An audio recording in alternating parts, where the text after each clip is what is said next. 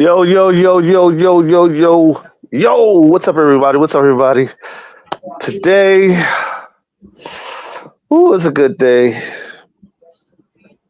Got some bad news, but it's all right. Today is a cool day.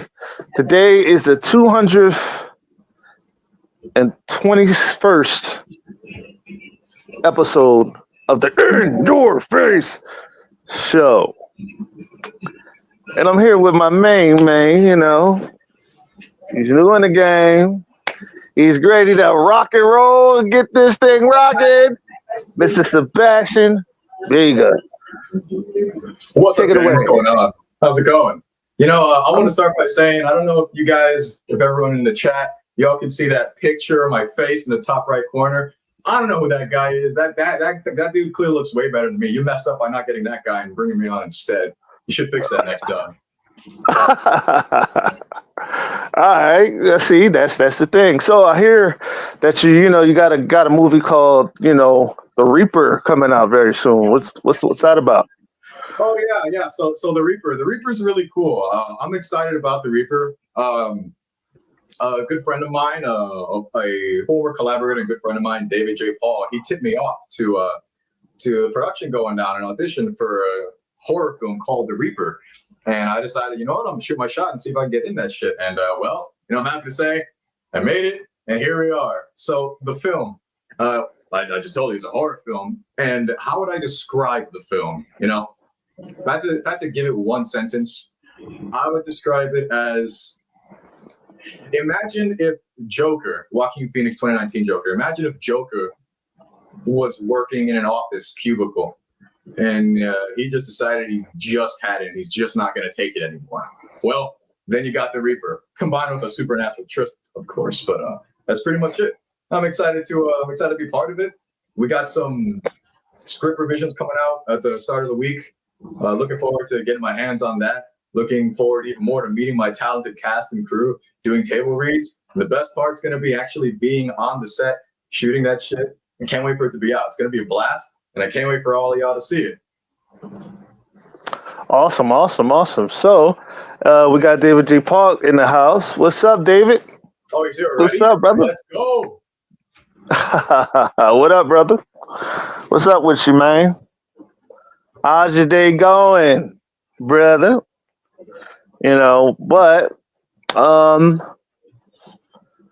So how many years have you been, acting? Oh, it's been an on again, off again thing for me over the years. It's the kind of thing where, if you got love for the game, if it's something that, you're really passionate about, even if you step away from it at certain points in your life, you always feel the itch. You always feel the scratch to come back to it because it's just a part of who you are. So for me, if we want to talk in total, I'd say I've been doing this several years. I got my start at the end of high school, early college, and I started with theater. If that wasn't already obvious enough, I started with theater, and I did that for a couple of years.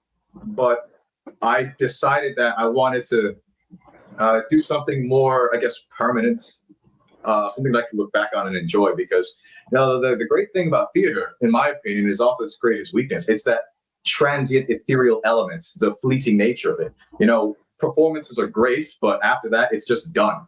Once you do a stage production, you're doing that for 1, maybe 2 weeks, and after that, it's just lost to time.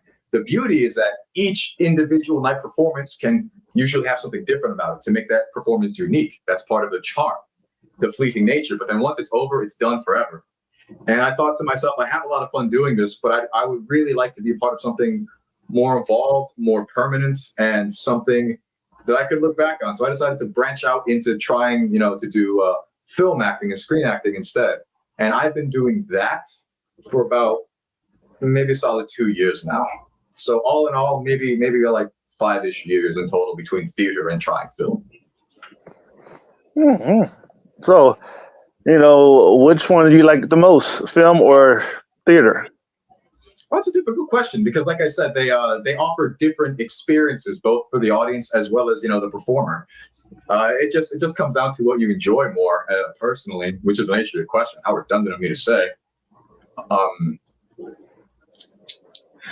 It's like apples and oranges. I enjoy both for different reasons. I guess I'll always have a softer spot in my heart for theater because that's where you started off with. It's always like the first love.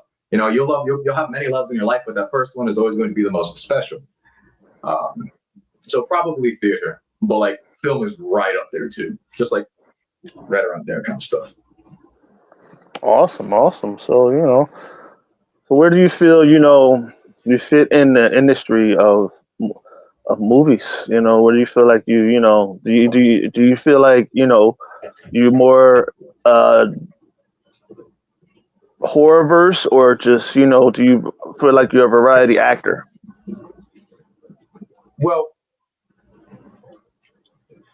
like anything, I feel that actors have their strengths and natural personality, character predispositions, which lead them more to certain types of roles and characters than others. For me, I like to stick to trying to be just a general, more standard dramatic actor, which is ironic because I haven't done many comedies, even though I'd really like to do comedy. I did only one, and everything else I've done was just straight standard drama.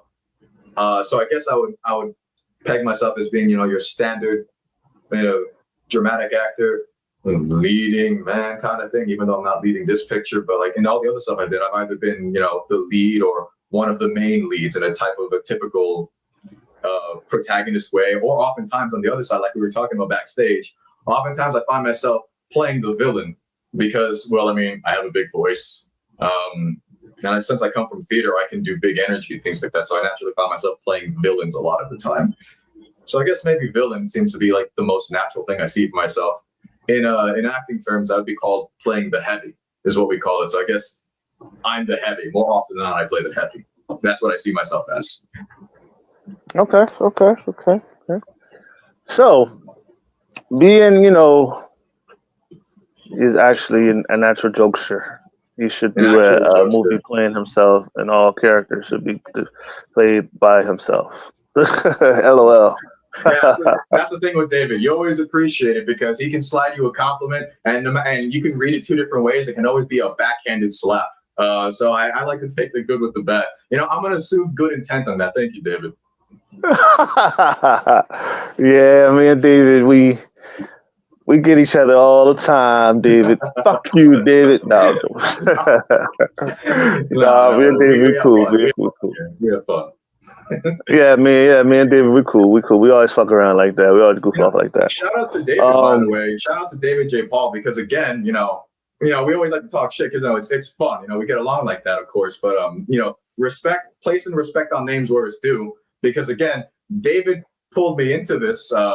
He didn't necessarily make it happen, like guaranteed kind of stuff, but he was really suggesting that I try for this film, and he was recommending that I try as well. So I thought, you know what, if he really wants me to do it, maybe he sees some potential there. So I trust David on this. So word up to David J. Paul for sure.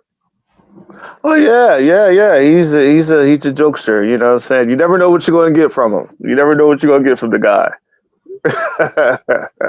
But I want to say, I think from what I see, this is a very diverse and very, how can I say this?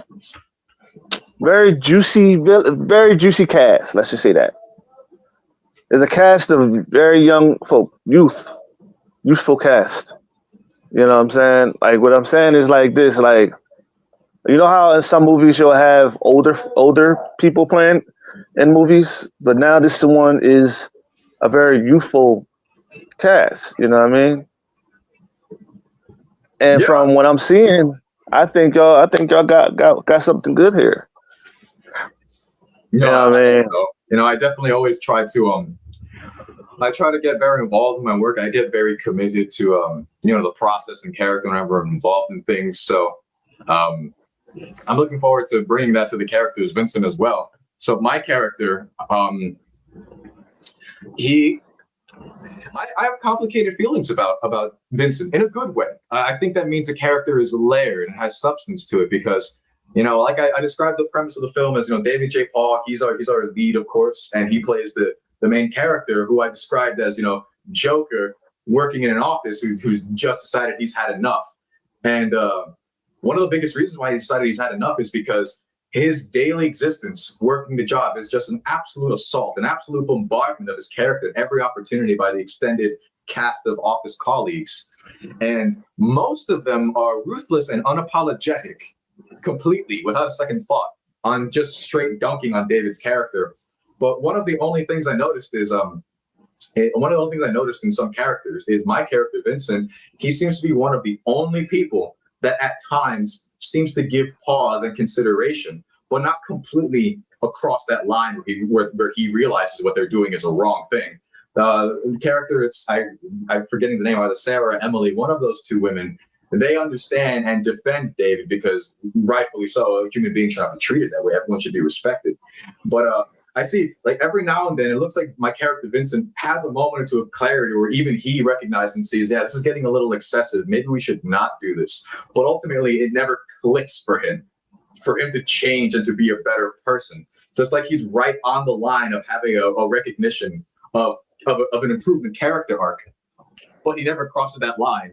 So, it's always easy to look at other people doing evil and committing bad actions, but it's always easy to see that and do nothing about it. And that's what I feel like Vincent's character is. He at times can recognize that, there's some excess going on, but he's not a strong enough or good enough person to recognize in himself that, some more proactive action should be taken to stop this. It's easy for him to sink right back into that behavior because, he's doing well in this office dynamic. He's got a good social rapport higher on the office social hierarchy. So why come down off of that just for David, right? So that's why I said I have mixed feelings about him because most of the other characters, like, you just see that they're just bad people and they enjoy, making fun of them to boost their own ego. But Vincent is one of the only characters I look at and I think to myself, there's potential for character improvement there. And it's disappointing that he never actually gets to do that. Disappointing in a good way, of course. Not every person needs to have a redemption arc is what I'm trying to say. But that's just what I feel like makes Vincent such a more layered character compared to other things. That's why I'm excited to do it.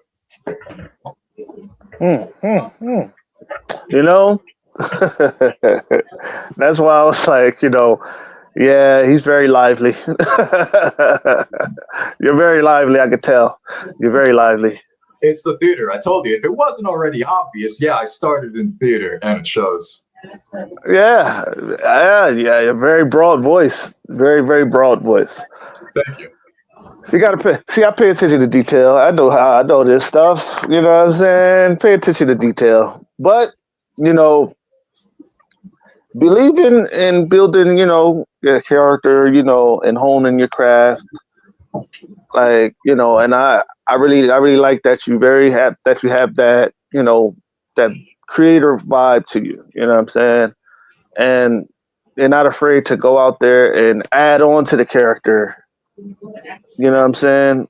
See, a lot of people like to just do their job and just go and just wing it and just like not wing it, but just bland it out and just be like, okay, I'm done. But you know what I'm saying? You like some folks that like to go and add more onto it, throw more into it, so that way it comes out even more better, stronger, and built. You know what I'm saying?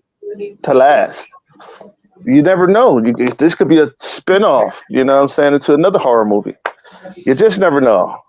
Well, I can speak to that actually, and I don't want to steal too much of that. Shut your ass up, bro. You know what? Let me pull this chat. What's going on? What is bro saying?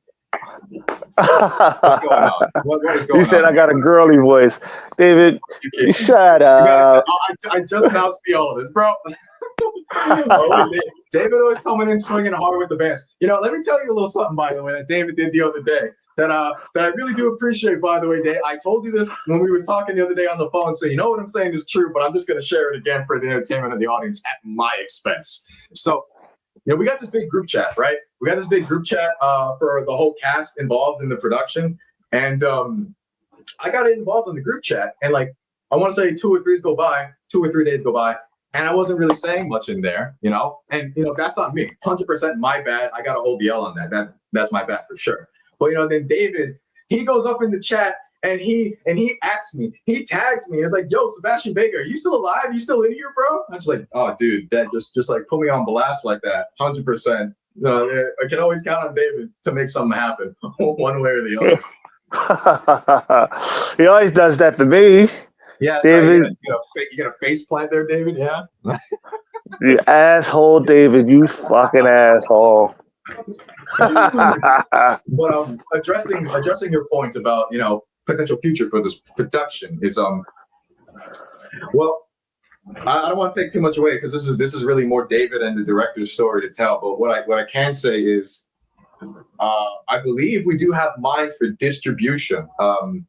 There was talks about having distribution on stuff like Tubi and things of the sort. So the film should be widely available. A lot of different streaming platform options for people to check out there.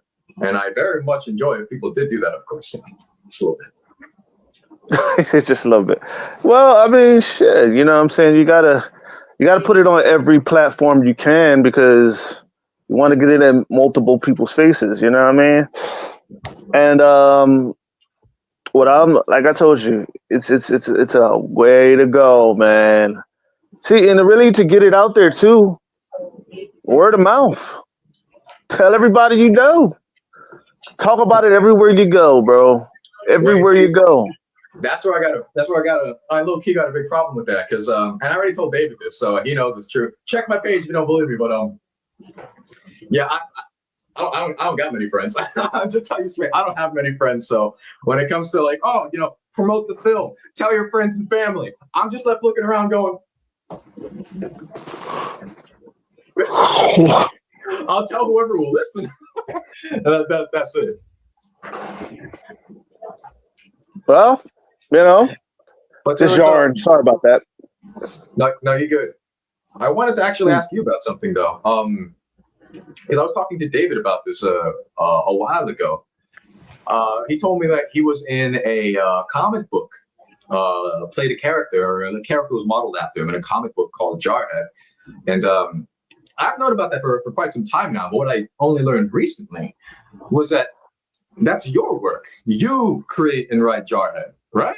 Why don't you tell me something about that? That was really fascinating when I learned that I could finally put a face to the name.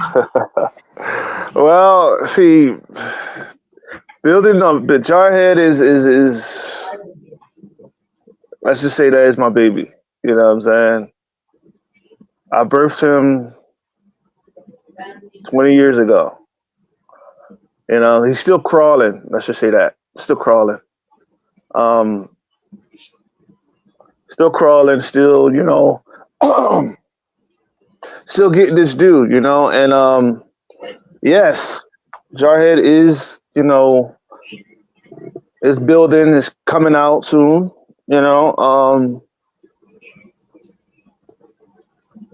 like without thinking, like when it comes to Jarhead is I'm also choked up right now. I don't know, man. We had a really good flow going on. Why did you tell me about that shirt? That was really metal as hell. I mean, like, I got a bullet from a Valentine shirt going on right now. This is actually the cover of Jarhead. You know what I mean? Of Jarhead #1.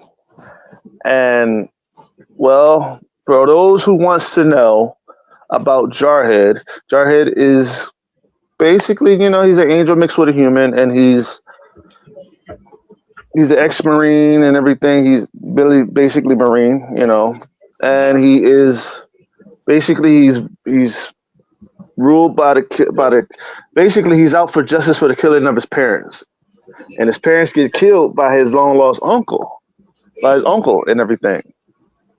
And because his dad used to be a drug dealer, You know what I'm saying? A big kingpin.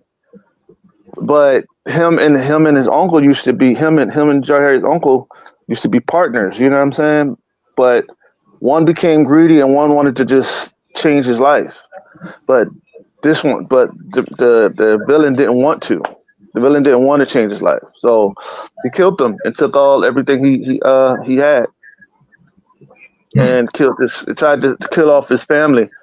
But what he did not know is Jarhead was in the other room sleeping, and they didn't. The villains didn't check the other rooms.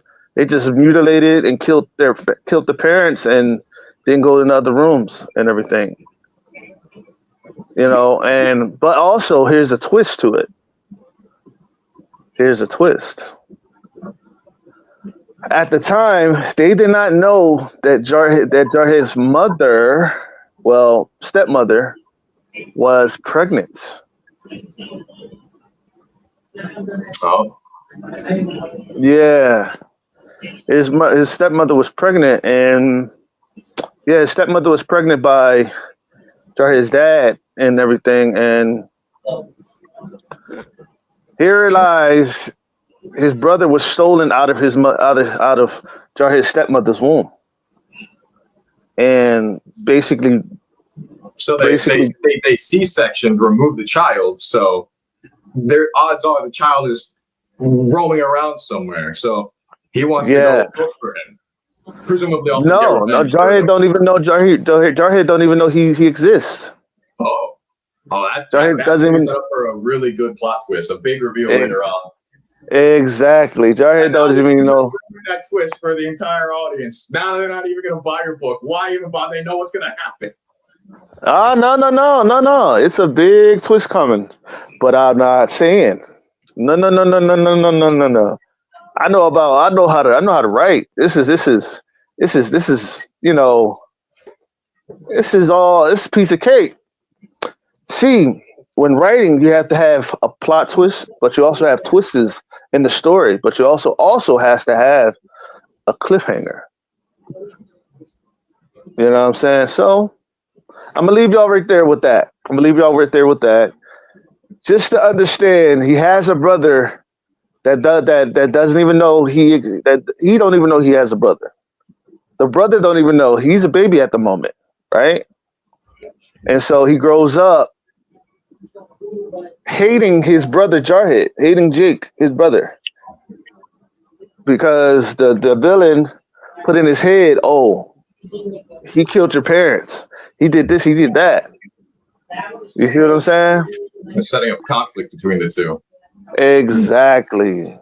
That's cool. So, for me, I always really admire the creative types, and I appreciate the compliment you threw my way about my approach to how I think about and dissect the character breakdown, how I bring my own thoughts and personality into what I do. I mean, for me personally, yeah, I think that's. I can only speak of myself here, of course. I think there's a degree of creativity that I express with that as well. Don't get me wrong, but the way I view myself, anyways, is I think of myself and to oversimplify here, I say the words on the paper, and maybe I'll think about how I'm going to say the words on the paper, of course, but that creativity is so insignificant compared to real creatives that create original content, whether it's writing your own fictional narratives or even just being an artist. Because like my girl Haley, she's an artist. She like paints and draws a ton of stuff and makes merch and prints it out. We were at the Oviedo Mall Goblin Market the other day selling her art stuff. So I look at whenever she creates art from complete scratch. And I'm always just so impressed while simultaneously dumbfounded and perplexed because I think to myself, in a million years, I could never just sit down in a blank canvas and just create something from nothing. I wish I was that creative person because that's always so cool. But I've never been that type of creative type. I'm someone that looks at something and I think about what could I add to it, which naturally lends itself into being an actor. I look at character breakdowns and I think about, okay, how can I get this character and the information here, and how can I add onto that? How can I get that and really build it and bring it to life? But if you ask me to sit down and write a character from scratch and write a story around that, I'd be completely lost. So That's why I always had so much respect for artists that create their craft from nothing, like you and my girl Haley. It's really, really cool. Well, see, creating, you have to have patience. Creating a character, creating something like that, you have to have patience. You have to be able to have a real strong imagination. And having that strong imagination, it comes from just understanding and crushing all the all the doubt in your mind. Because basically, when you're creating something, you also have that bad voice in the back of your head saying, you can't do that. This is trash. You know what I'm saying? You also got to understand that you have things against you, so that's what's going to hold against you. You know what I'm saying? You think you're just going to create something and you don't have nothing against you? No, no, no, no, no. It's always something against you. But you also got to understand that that thought in your mind, that thought in your mind is comes to create. It should build you. It should help you to be more creative. See what I do, me to get most of my ideas. I either watch movies. I either watch comic books. I could actually walk down the street and get an idea for a name of a character. I could just basically be talking to somebody and a cool name would come up and I'm like, that's a cool name. See, I pay attention to detail when it comes to that and creating characters like you could create a character like, okay, Jamtastic or Rave Saw, you know what I'm saying? Or something like that. It could be something to really think about, you know what I'm saying? And being a creator, okay, being creative in the mind of yourself, you have to be able to slow your mind down. Slow your mind down because your mind could be moving 20 times as a speed, 20 times the speed. But you also got to understand that the more you move like that, the more you're keeping yourself from being as creative as you want to be. And the more mind blocks, the more writer's block is going to come because you're not slowing down your mind. When you slow down your mind and really just relax and chill, the ideas is going to come. You're going to become a generator of for ideas. That's how me. That's how I am. I'm naturally a character generator, naturally an idea generator. I'm always coming up with ideas to make things better for myself. Yeah, I think I understand where you're getting at. I could relate to that because to speak more about my work and some of the experiences I've had over the past couple of years. Beg your pardon.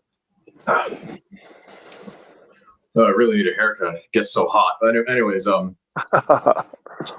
couple of years ago, I did a short film called The Duel, and I really enjoyed it. It was personally one of my favorite ones. It was produced by a good friend of mine. His production studio is called, and I never knew how to pronounce this, so forgive me if you see me butchering this out there, but it's called Amuevo Productions. And it was a short medieval film where I played. I wasn't the main villain, but I was one of the villains. I was saying, how you got you got your raid boss, and then right before the final raid boss, you got the bosses leading up to the raid boss. So I was like the final boss leading up to the raid boss. That was me, what I was doing in that film, and I played a character called the Duke, who was a corrupted nobility and a corrupted general who just went around because there was a medieval civil war, and after the war was done, I got the note that the war was done and said, I don't see that, and I just kept going around with my battalion, pillaging towns, taking loot. It's what we do. So my character had to get hunted down, and that's what happens in the film. My character's hunted down and attempted to be prosecuted and brought for justice, but then things go awry. You can see the film. And when it came to this, the actual script that I was given, since it was a short film, it's about 15 minutes in length in total, and I only had maybe 2 pages of material for my character. But I thought to myself, despite there only being 2 pages, there's probably a lot I could infer about the character and the backstory here that isn't expressly stated in the text. So that's when I started to get into my own creative headspace and the flow, like you were talking about. and I created this backstory about nobility and being a higher privilege and a learned nobility class, so that reflected the difference of my mannerisms, my body language, and even the way that I spoke had a higher degree of sophistication and much clearer dictation and enunciation compared to everyone else in the film. Because even though my character, there was no line in the script where my character says, yeah, I come from rich, privileged, aristocratic society, and I take advantage of that. I tried to communicate that with just the sheer difference in my expression and my vocabulary and my body language as well. I really hope that came across, but that was an instance of where, like you said, you have to just get in your creative headspace, and you can have a million different ideas, and a million ideas are great, but you really got to slow down, settle on a select few, decide upon that, and then just really take your time and grow it and cultivate it from there. And that's what I tried to do for that character, anyways. And I think I did a pretty all right job, if I may say so myself. And I had a lot of fun doing it. And I don't have any pictures up here. I don't have a link ready, but like if you go onto my Facebook, there should be some pictures in there and stuff like that, where I was in costume with like the whole red military coat and like the big sword and stuff like that. It was definitely one of the most fun productions, if not the most fun production I've ever been involved in. That is, of course, until we get started shooting the Reaper. You know what I'm saying? You gotta shill, and you gotta shill hard. Oh yes sir. You know, I have an idea. Well, the idea is to basically, basically to be able to connect with the creative part. Okay, when you're creating a character, you have to be able to connect to that character. You know what I'm saying? You have to be able to connect. You have to be able to be one with it. You know what I'm saying? And being one with the characters, just like acting. Comic books is just like acting. It deals with characters, it deals with storylines, it deals with connecting to characters, and it deals with deep into the depths parts of to create these characters. You know what I'm saying? Me, when it came to building my villains, when it comes to building my villains in my comic books and all this stuff, I have to go into the darkest parts of me to build those villain characters.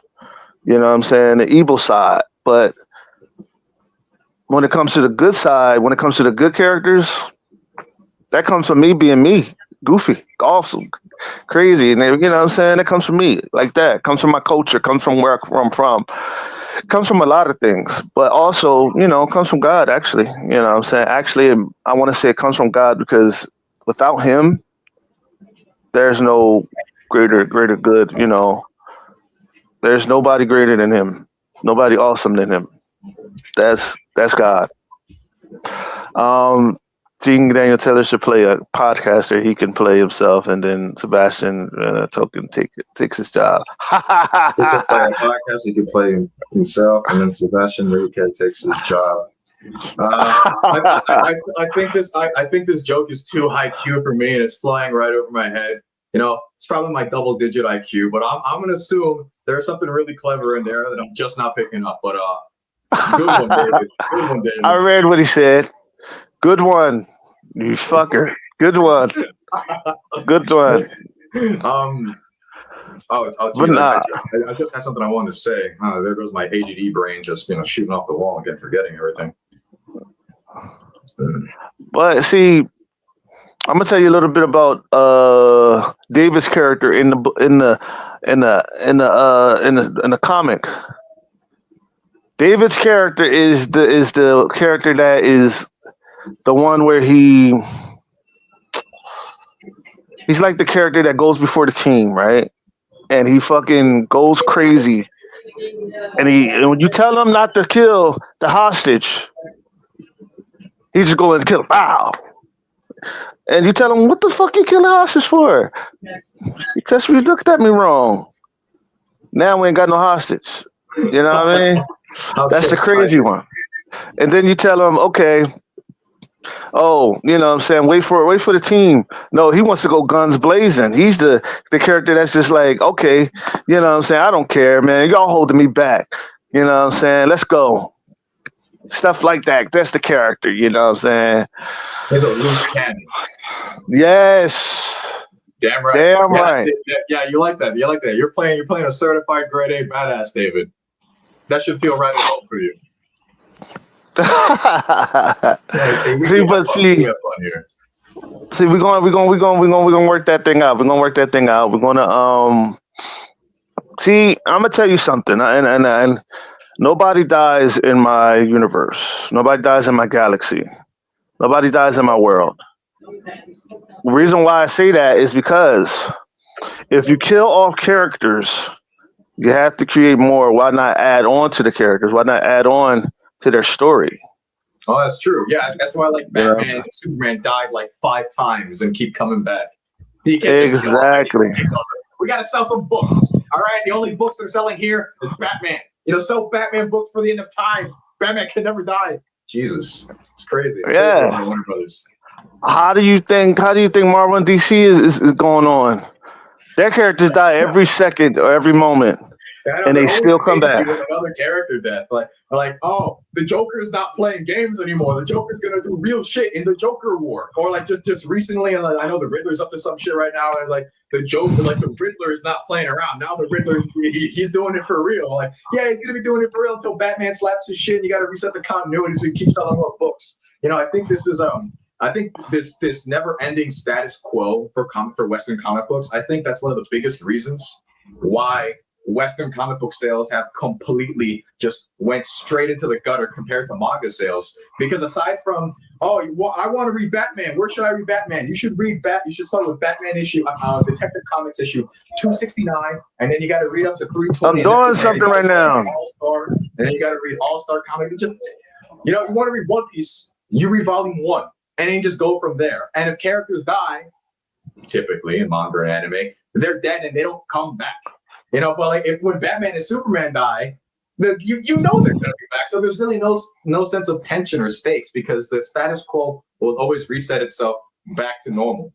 And I think that's why manga's been crushing Western comics, because it's easier to pick up and there's actually stakes. Because when a manga ends, except for Naruto. I'm looking at you, Naruto. When a manga ends, it's just over, and that's it. You don't have to worry about big ending to the epic story. Well, guess what? We're doing more. No, the manga is just over and done with. It's not endlessly going on forever. So whenever there's an ending, it's solid, and then it's just it. That's satisfying. Unlike Western comic books, where it never truly ends, because you can't ever end Batman. You can't ever end Superman. Those books are just never gonna end. So like, what's the point? Exactly. And that's why I say when it comes to, characters, you have to be able to see, and this is the thing. Yeah, I mean, you're investing in characters. Why kill off your main character? That's like Todd McFarlane. Would he ever kill off Spawn? No, because Spawn is his main money making character. You're not going to do that. Don't make any sense. You know what I mean? Why not build other characters along with his storyline? Well, I'd say it depends on the story you're telling. It could be really good, especially if you set up multiple principal characters in tandem with one another, where each one has very comparable but varying degrees of equal stake in the main narrative. The perfect example to go to of this is Game of Thrones, right? Because very famously, Ned Stark sorry for the 3 people that haven't seen Game of Thrones over the past 15 years, but like Ned Stark famously, he gets axed at the end of season 1. And up until season 1 throughout, there are lots of characters that are set up, the Starks, the Lannisters, but Ned Stark is the primary point of view character following throughout the first season. So he's, for all intents and purposes, the central protagonist. And at the end, he's just killed. And he never ever comes back, but that's okay, because there's the conflict that was set up that he has to deal with in season 1. That doesn't go away just because he's dead. If anything, it only gets worse in his death. So then it's the other characters that are set up surrounding him that have to pick up the pieces where he left off, and now they become the main characters. So I guess it really just does depend on the type of story you're trying to tell. If you write it with certain things and narrative directions in mind, you certainly can kill the main character, provided if you plan it purposefully and not just a cheap fake out. That's poor writing. That's right. See, building on stories and building on stuff like that, you got to think 20 steps ahead when building stuff like that. And what I mean by that is, if you're going to create a whole series, you got to think 20 steps ahead. You got to think what's at the end. You got to think the beginning. And the beginning and the end has to match each other. What I mean by that, it has to match each other intensity and energy. Because the beginning of the story can make or break your story, your comic. The ending of the story can make or break your story. The middle of the story is going to keep the peak. It's going to keep the writers, it's going to keep the readers or whatever. But the ends of the book, the ends of the story, beginning and end, those are the maker or breakers. Oh yeah, I like. It's all really important. It's all equally important. I'd say it's probably, without being a writer, I have no talent in writing, so full disclosure there. But having been someone that's consumed a lot of media in my time, I think it's much easier to like have a general outlook and skeletal structure for a story you want to tell, and you have your beginning and your setup of characters and a conflict, and you have a general idea of where you want the characters to end up by the end of it and how you want the conflict to more or less be resolved. And it's connecting those 2 points in a satisfying and organic manner. That's where the real sauce comes in. Because one of my most recent biggest disappointments in exactly what I'm talking about was a couple of years ago. Fucking Jeff Johns. Yeah, Jeff Johns. He wrote because I'm a big fan of Watchmen. I'm a big fan of the Watchmen comic book. I love Alan Moore's stuff. And so I heard that Jeff Johns, he was doing a soft sequel continuation of the Watchmen story where he's going to get the characters from the Watchmen and bring them into the DC canon, and they're going to mix together. And so when I was reading it, it had a really, really good start. And by the end, it wasn't as good as the beginning, but it was still a really solid ending.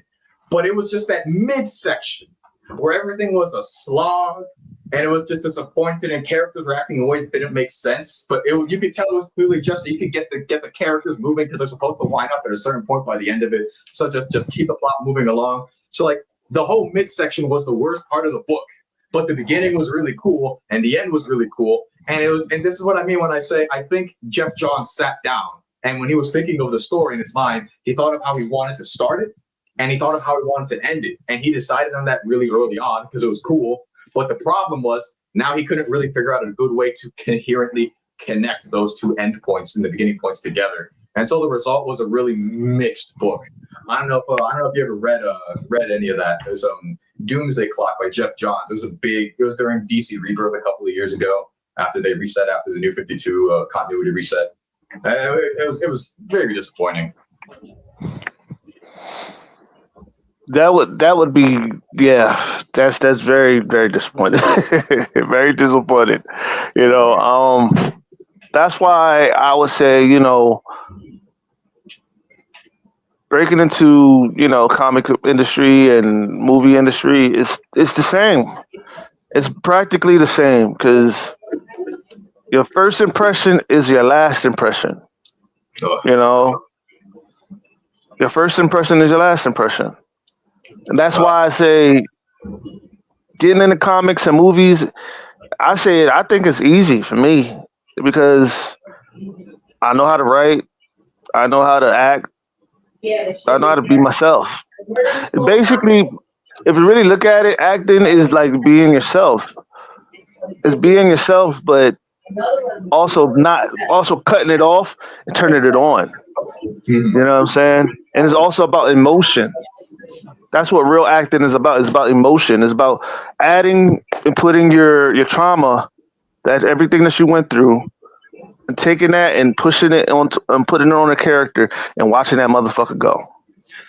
Oh no, I 100% agree with you on that, and I'd like to add on to that. I agree because again, speaking for myself, whenever I approach a character or role, the thing that helps me most directly and quickly connected to the character are doing the character breakdown of personality traits, character attributes for the character, general personality idiosyncrasies, and then I think to myself, how can I connect this into parts of my own life? What parts of my personal experiences and natural personality can I draw from that is in common with the character, so that I could really add genuine life to it? Because it's just like you said, all good acting channels truth. Acting is Mhm. truth. It's about finding the truth twofold. It's about finding the truth in the character and connecting that truth into your own life and meeting them in the middle for a beautiful synthesis that, if you do it well anyways, the results speak for itself.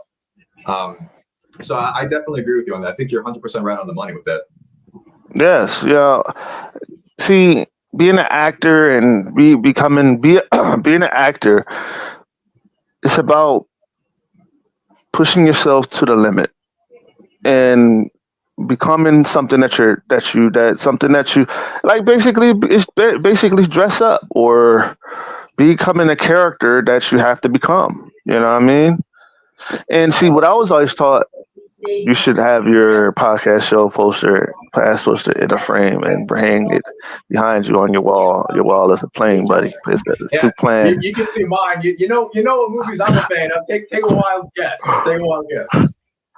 You know, David, I'm gonna kick your ass. Anyway, He whatever. was talking all this shit about my characters never die. Jarhead's not going to die. But you know what? Sounds like that's about to change. All right, from the sounds of things. Oh no.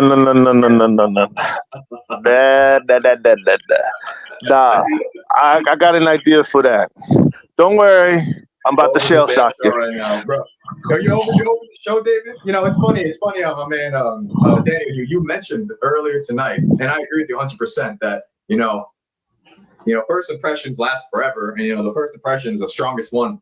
And I know personally from firsthand experience that I've had a lot of bad first impressions. So I hope this show is not one of those bad first impressions. What do you think, David? How am I doing so far?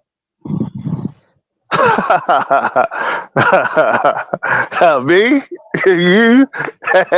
You alright? You alright? No, I'm joking with you. You cool? You know what I'm saying? You cool? All right, Bro, I'm gonna stack up more bodies and more rivals than you. I mean, you gonna flex that shit, bro. You never know. You never know. You never know. Nah, I first impressions. Hold on. Damn. First impression,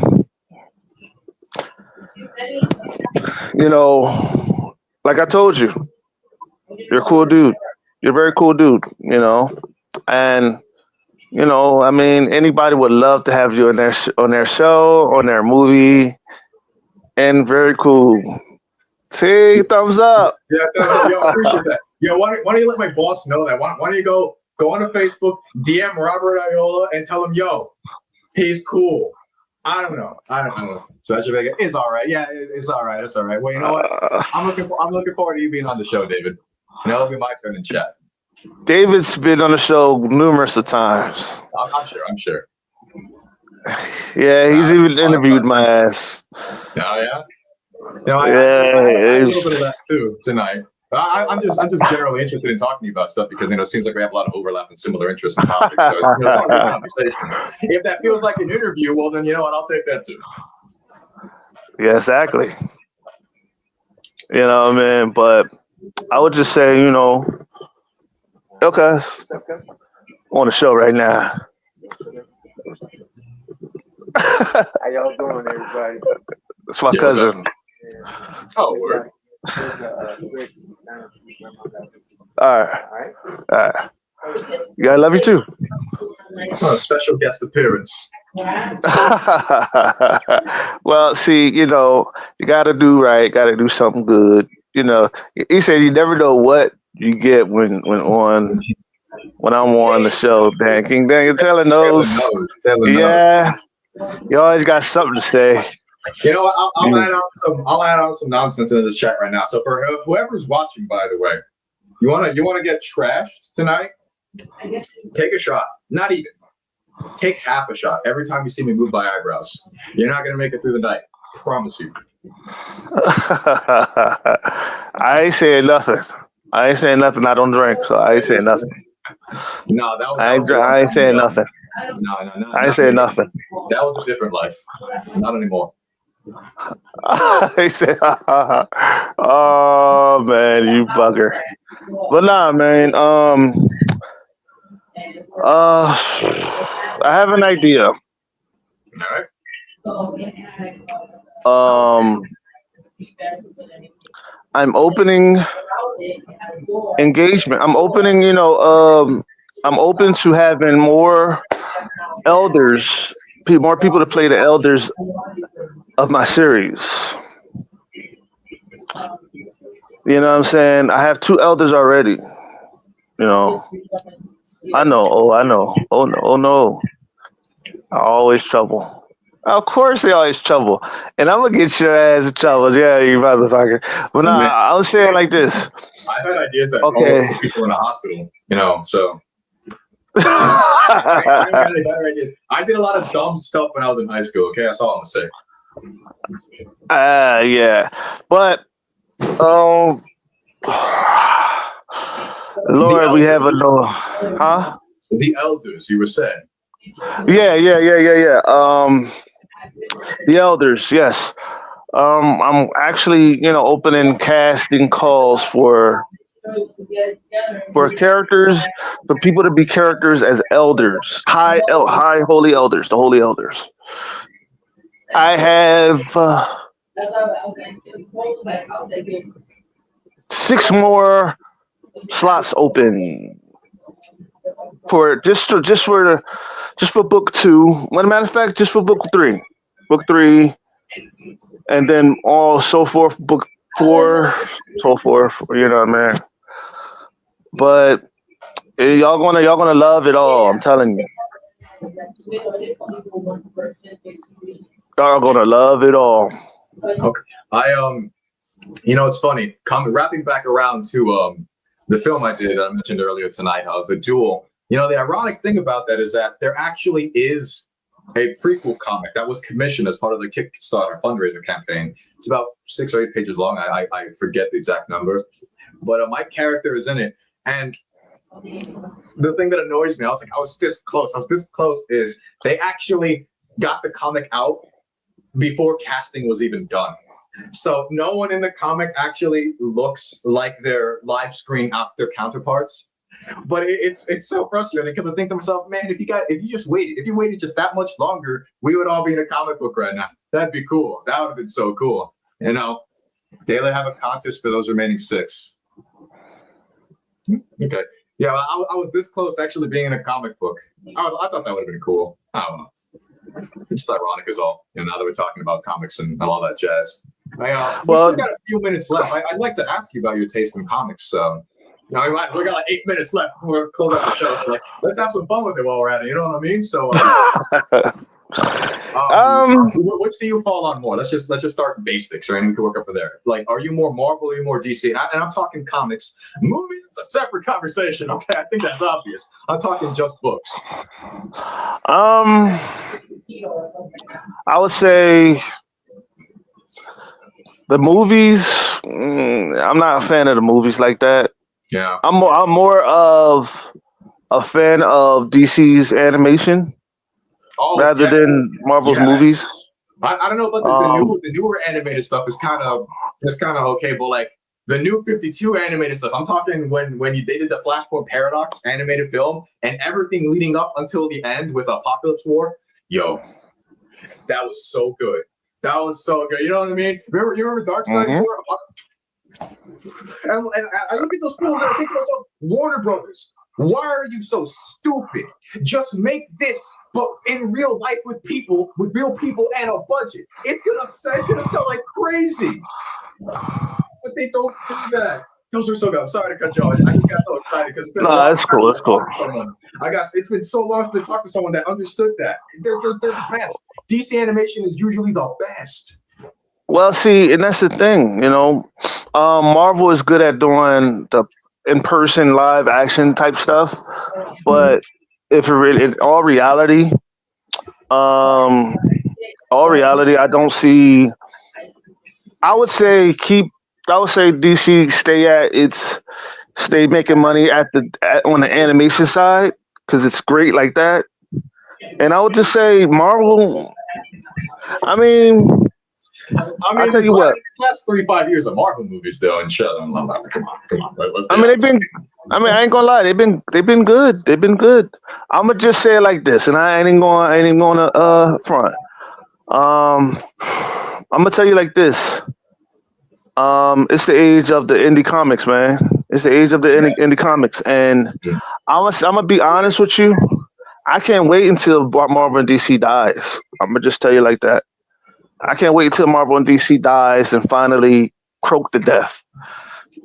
I'm getting tired of it. I'm gonna tell you why. It's like this. If and when Marvel and DC dies, you will see more people get that chance. Because Marvel and DC is still alive,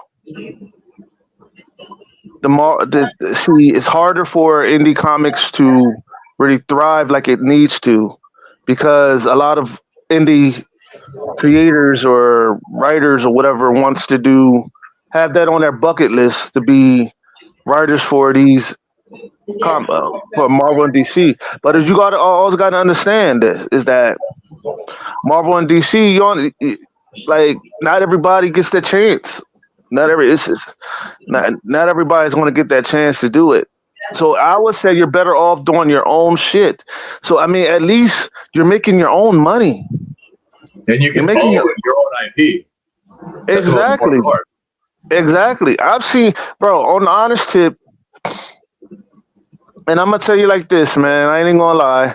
I've seen so many comic book characters that's better than Marvel and DC's put together, and a lot of these guys have these characters out, but they're scared to put it out there, or they love Marvel and DC so much that they dick ride them so bad that they don't want to put their stuff out, or they have low self-esteem or low confidence. And I say it like this: kiss my ass. I don't give a fuck about Marvel and DC. I'm bringing out my own shit. I'm making my own path, and eventually, I want to be the one to kill them with my success. Pretty much. David, they're actually doing. I believe they've announced a official collaboration between Marvel and DC for an upcoming comic title, sometime to release either next year or the year after that. So they're working on something like that. But to address your point, King, is that I hear you on that, but then I think to myself, this is true if we assume the end of monopolistic control over media industries, which is such a crazy idea to wrap my head around. I don't think that's realistic at all. But like, let's just assume that does happen. Let's assume that monopolies die. It's not impossible. I mean, look at Enron. Look at MySpace. It happens. But let's just assume Marvel and DC fall. Well, there's a popular phrase: nature abhors a vacuum. So naturally, there will be an opportunity for power plays to come in and fill that void. And on paper, that's where you would think that'd be an opportunity for all of the upcoming indie comic book creators to come in and get their shit out there and get attention now that there's such a large vacuum in the market. But then my question to that naturally would be, what do you think that would make anything different than what we're seeing right now, which is that both of the big two, Marvel and DC, their books are not selling for anything because everyone's too busy buying manga. Absolutely, Dave. That's funny. Believe me, no. Wow. Yeah. But do you think everyone just buying manga or they're actually going to read your stuff? Well, I'll tell you like this. It's like this too. To be honest with you, if you're doing good product, if you got a good product and you got good sales and good advertisement and good marketing, great marketing, anybody will buy that and sell it. And you have good content, great content, anybody can sell it, because everybody is. If you have a character that's crazy and awesome to look at, see, people don't read the story; they skim through the pages, and that's how they read the book. Now you see a lot of people just get the comic books for the pictures. They don't get the comic book to read it. That's why you see a lot of readers. You ask a lot of readers, what you think about Jarhead, or what you think about Batman, or whatever. They don't really know. But you get that real reader that's going to read through your shit and be like, I love this about Jarhead. I love this about Batman. I love this, and they're going to fall in love with it. Because a lot of people, and I'm going to tell you like this, a real reader will fall in love with your character if it is relatable, if it is written right and good. If your character, fuck the artwork, It's the writing that makes the comic book flow and great. You can have, I swear on my life, you can have the most corniest looking comic book. The art could be crappy as hell. The storyline makes the comic book. If the storyline is good, if the story is great, your book gonna sell. It's gonna sell like hotcakes. You know what I'm saying? That's how I know. It's like my shit is diabolical. I know my shit gonna sell. I already know it is. That's come on, man. That's passe. I ain't worried about that. Shit, my shit gonna blow. Shit blowing up. I ain't worried about that. I've got my own. I got my fans. My shit still growing as the day. Trust me. No, don't get it twisted. I didn't mean to come at you like that. It's not No, a personal question. not you. No. I'm not talking about you. I'm just talking about in general. I know my shit gonna sell. That's nothing. That's passe. I ain't worried about that shit. That's like this. It's like this. That's like compare apples to oranges. My shit is the bomb. So I ain't worried about a damn thing. You know what I'm saying? I think you're onto something there because a really good example of that, I say recently, even though this actually started back in like 2010, 2011, but it was going on for a long time until a couple of years ago. But one great example of exactly what you're talking about is an anime that I watched, the manga that I read. It was really, really good, mostly called Attack on Titan. I don't know if you heard about that, but back during the height of its premiere during the show, the anime broadcasting, it was like the biggest show in the world as far as anime goes. It was like the biggest one. Everyone was watching that shit. And the thing about it is that you look at the manga, right? Like the anime is one thing, but you look at the manga. The creator of the manga, Isayama, he's not known for his art, especially when he first started, when he started putting out volumes back in like 2010, 2011. You look at those first few volumes and his art. Yeah, I'm not gonna lie. The art was kind of bad. The art was kind of bad. He got much better as time went on. Now his art actually became pretty good. But like in the beginning, at the start of his career, writing Attack on Titan, that art was bad. But it sold like crazy despite the bad art. Why? Because that story was insane. That story was goated. It was one of the best stories I'd ever read, like manga, comic book, movie, or otherwise. Because it was a standard mystery with a lot of supernatural things going on. But the substance, the strength of the story was how he told the story. Because I could just tell you what it's all actually about. And if I tell you what it's actually about, you'll think, oh, that's kind of cool. But I don't really see what makes it so special. What makes it so special is how it's like he told the story like in an onion, to borrow that terrible Shrek metaphor. And like he was peeling away layers and layers with the mystery, where as soon as you got an answer to one question, you just got 3 more questions. And it's not like Lost, by the way, where J.J. Abrams just rug pulled everyone with that ending, where he set up a bunch of questions that didn't make any sense, and he had a cop-out ending, terrible ending with Lost. No, the ending with Attack on Titan is kind of, at least as far as setting up the questions and the answers that were given, it was all done really, really well and very satisfying. And everyone kept reading it despite the art looking bad, because the story was just that good, 100%. You're definitely right about that. Yeah, because see, creating stories, you know what I'm saying? That's why I say manga, you don't really this manga don't have really had that blah. Manga is not really popping when it comes to their artwork. It's their stories that wow you, that keeps you coming. You know what I'm saying? And that's why I keep trying to tell people, when it comes to comic books, you can have the great artwork, but also the writing. You know what I'm saying? But also, see, and this is the thing what people don't understand. The right villain. The villain makes the story. The villain makes the book sell. Not the art, not the hero. The villain makes the book sell. It's true. Batman was still be around 80 years later without the Joker and his famous rogues gallery. Exactly. Like Lex Luthor, like basically Superman wouldn't be shit without Lex Luthor.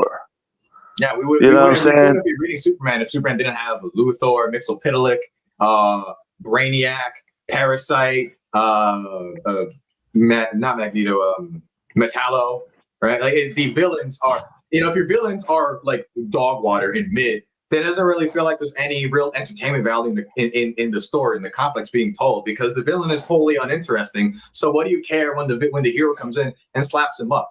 You didn't really care in the first place because you weren't invested in the character, you weren't connected, you weren't interesting. So they're basically just a living punching bag, and that's not interesting. You got to have the villains be just as interesting, if not even more interesting than the main character. That way you give people weight to invest in the conflict. Exactly. But see, that's the thing. A lot of people are not invested in that. A lot of people, they want to be wowed by the action, all the action in the story, all the good little action, stuff like that. But see, you gotta fall deep in love with the story. Once you fall deep in love with the story, I'm telling you, that's why I say my shit gonna hit you. It's gonna hit you in ways where it doesn't have it has a explosive action, but it has a compelling story that's going to make you fall in love with it. And what I mean by that is you will read it. It may have holes in it, but it's a reason why it has holes in it, because the next issue is going to answer those questions for you rather than just giving you everything. It's like what God would do. He's not going to give you a big piece of meat to have you choke on it. He's going to give you a little bit at a time, so that way you can chew on that meat and swallow it when you're finished chewing it. He's not going to give you a big glob of meat, because what's going to happen is you're going to throw it back up. It's going to, you know what I'm saying? If you give you too much. So think about it. Think about it from a reader's perspective. Would you rather read the story and it be a one-stop shop, or would you rather read a story where it's a whole series and it's more added onto it? I think both are good for different reasons. I enjoy both. But hold on. Let me break it down to you. The one-stop shop is basically choking on a big glob of meat,